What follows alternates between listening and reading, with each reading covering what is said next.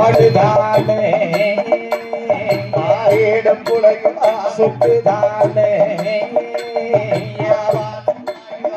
ஒரு கையிலே மழையிலே விரிசடையா வீரப்பல்ல விரிசடையா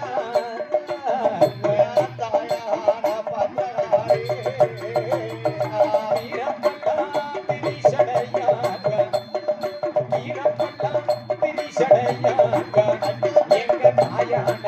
பத்திரகாளிக்கு